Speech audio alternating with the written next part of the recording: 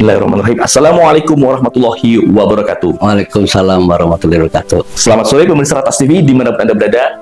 Kali ini jumpa lagi bersama saya Agus Pranto.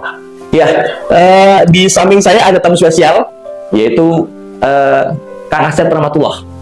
Assalamualaikum Kang Asep. Waalaikumsalam warahmatullahi wabarakatuh. Ya, makasih Kang Asep sudah berkunjung di Sama-sama. TV. Makasih, saya juga sudah diundang. Alhamdulillah. Ya pemirsa, Kang Asep Rahmatullah adalah mantan ketua DPRD Provinsi Banten. Ya, beliau juga saat ini adalah menjabat sebagai sekretaris tim pemenangan Airin Sumardi dalam Pilgub Banten 2024. Nah, Kang Asep, ini saya ada sedikit aja ingin menanyakan soal dinamika politik di Banten. Ya, dalam ini ada yang mengatakan bahwa memang saat ini elektabilitas Airin sangat tinggi gitu ya. Yeah. Tapi jangan salah. Nah, ini informasinya. Banyak yang mengatakan bahwa ketika nanti Prabowo 20 Oktober dilantik jadi presiden, maka besar kemungkinan Prabowo akan merestui atau membagi tanda kutip ya kan Andal Soni ya sebagai kadernya kan untuk bisa jadi gubernur Banten. Yeah. Barangkali ada mengatakan wah berarti bisa menggunakan infrastruktur atau aparatur negara dan lain lah dikerahkan gitu untuk memenangkan kadernya. Seperti apa pandangan Kang Asep? Pak Agus percaya itu? Nah, kalau saya kan ini kan menilai masyarakat gini. Oke, saya jelaskan. Bahwa pilkada ini adalah ajang pemilihan gubernur, wakil gubernur, Ya. wali kota, wakil wali kota, bupati dan wali kota.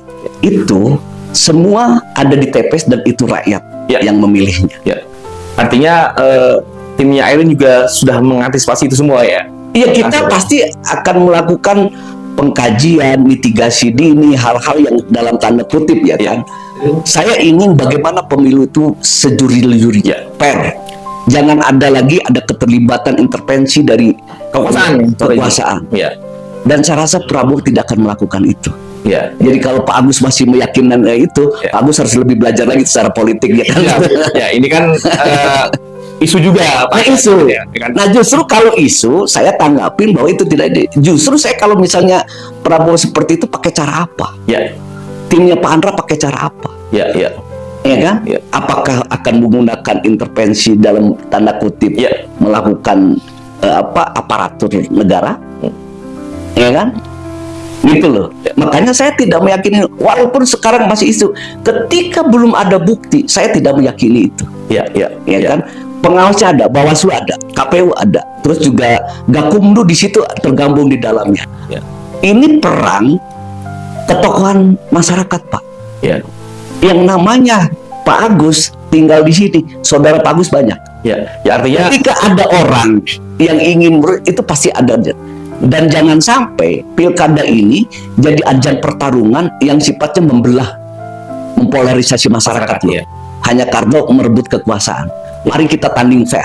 Ya, artinya juga Airin Adi juga nggak gentar meskipun dikeroyok oleh sekian banyak parpol dan Kita kerja sudah 2 tahun lebih, Pak. Sudah 2 tahun lagi bagaimana meyakinkan kepada masyarakat. Ya.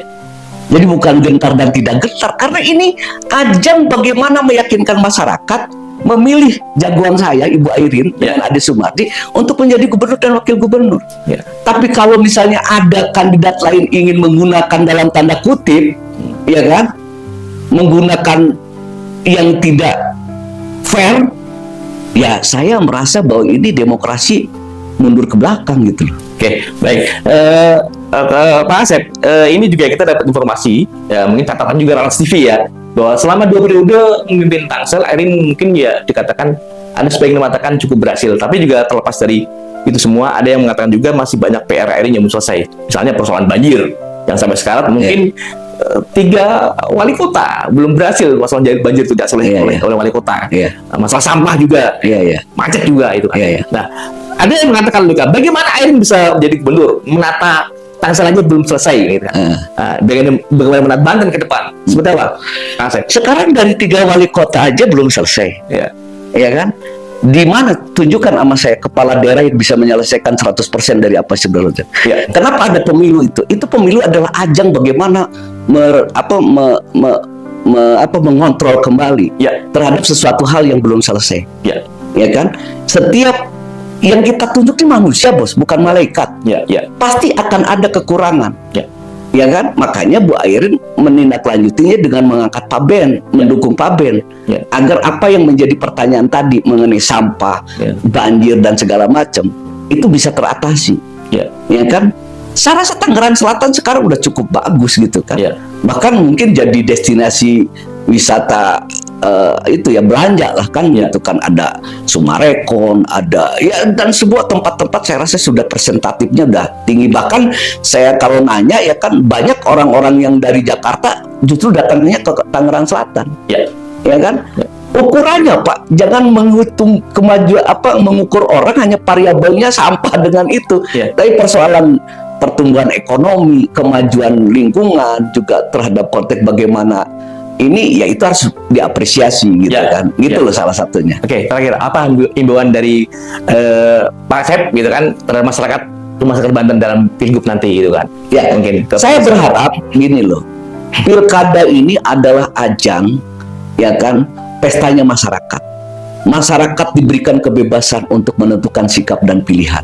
Masyarakat punya penilaian mana yang layak dan mana yang tidak layak untuk dipilih, ya kan. Saya meminta kepada seluruh penyelenggara, ya kan, pemilu ini agar berlaku adil, ya kan. Mau siapapun ketika melakukan pelanggaran dan segala macam, ya kan. Jangan adanya intervensi dari kekuasaan untuk merubah pilihan rakyat. Ya. Gitu loh kan. Mari kita jadikan bahwa demokrasi pilkada serentak ini menjadi ajang pesta rakyat. Ya.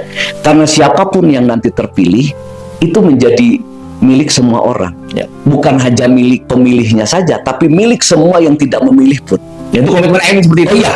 Karena masyarakat itu kan tidak bisa diukur. Misalnya Pak Gus kemarin milih siapa? Ya. Ya kan? Oh, BPJS kita stop lah kan? Nggak mungkin begitu. Ya kan? Artinya, makanya saya ingin bagaimana di podcast ini, ya kan?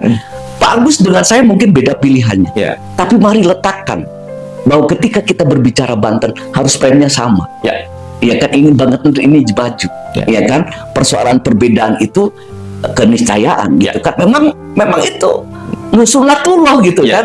Makanya saya dalam podcast ini tidak merasa bahwa kita paling hebat atau yang sebelumnya jelek. Ya.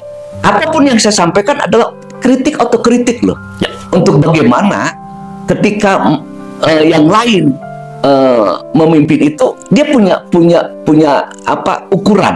Ya. Oh, ternyata ini harus seperti ini, seperti ini. Ya kan, gitu loh Pak Agus. Baik. Pemirsa Tos TV di mana berada, terutama Anda warga Provinsi Banten, yang tadi bincang-bincang saya dengan tim sukses, ya, tepatnya sekretaris tim pemenangan Airin Ade dalam Pilgub Banten Durmat, yaitu Pak Asep Rahmatullah. Kita akan hadirkan lagi tokoh-tokoh berikutnya, dan kita akan terus ikuti perkembangan Pilkada Banten atau Pilgub Banten ini. Terima kasih. Wassalamualaikum warahmatullahi wabarakatuh.